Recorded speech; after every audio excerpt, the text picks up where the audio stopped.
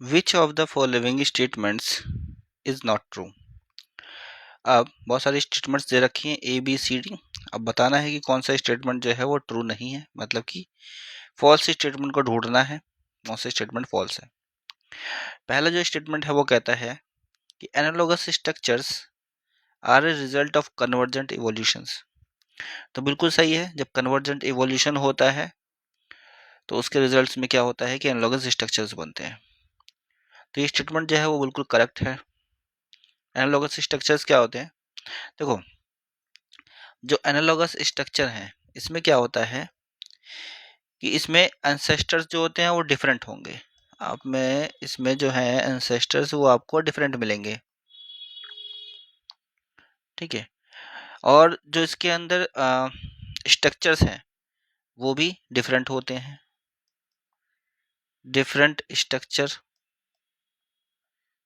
ठीक है। एनाटॉमिकली अगर आप देखोगे तो स्ट्रक्चर्स भी अलग अलग, अलग अलग एंसेस्टर्स, अलग अलग स्ट्रक्चर्स, बट सारे के सारे स्ट्रक्चर्स जो हैं वो सिमिलर फंक्शंस परफॉर्म करते हैं, ठीक है। सिमिलर फंक्शंस परफॉर्म करेंगे, ठीक है। तो इसको कहते हैं हम कि ये जो है एनालॉगस स्ट्रक्चर्स हैं। तो कन्वर्जेंट इवोल्यूशन से ही बनते हैं, ठीक है। कन्वर्जेंट इवोल्यूशंस का मतलब होता है कि सारी की सारी स्पीसीज जो है मिलजुल करके एक जगह पे फोकस हो जाए, इसको कहते हैं कन्वर्जेंट, ठीक है। डाइवर्जेंट होता है कि एक एंसेस्टर से उस एंसेस्टर से अलग अलग स्पीसीज बन जाए, इसको कहते हैं डाइवर्जेंट, इसको कहते हैं कन्वर्जेंट, ठीक है। तो जब कन्वर्जेंट इवोल्यूशन होता है तो क्या होता है, एनालॉगस स्ट्रक्चर बनते हैं। नेक्स्ट है कि sweet potato and potato are examples of analogy. Analogy का एग्जांपल्स है, मतलब कि डिफरेंट डिफरेंट स्ट्रक्चर है पर सेम फंक्शंस परफॉर्म करेंगे।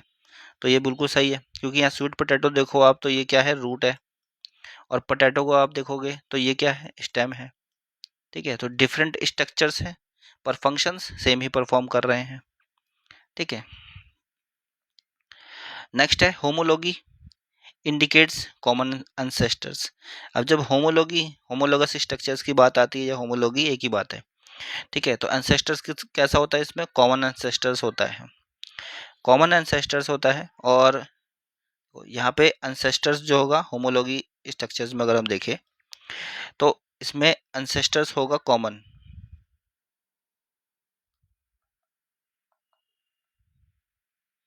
और कॉमन एंसेस्टर्स है तो स्ट्रक्चर्स जो होंगे तो वो स्ट्रक्चर्स भी बिल्कुल सेम जैसे ही होंगे,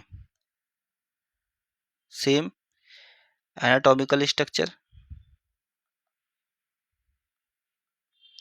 ठीक है। अब बस यहाँ पे एक चीज जो है वो अलग सी होती है कि ये जो फंक्शंस जो हैं वो डिफरेंट होते हैं, ठीक है, सेम फंक्शंस परफॉर्म नहीं करेंगे। तो होमोलॉगी जो होते हैं उनके कॉमन एंसेस्टर्स होते हैं, राइट है।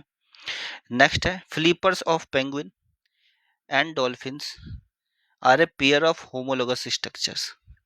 देखो, जो फ्लीपर्स हैं किसका, पेंगुइन का और डॉल्फिन का, ठीक है, ये होमोलोगस स्ट्रक्चर्स नहीं है, ये है एनालॉगस स्ट्रक्चर्स,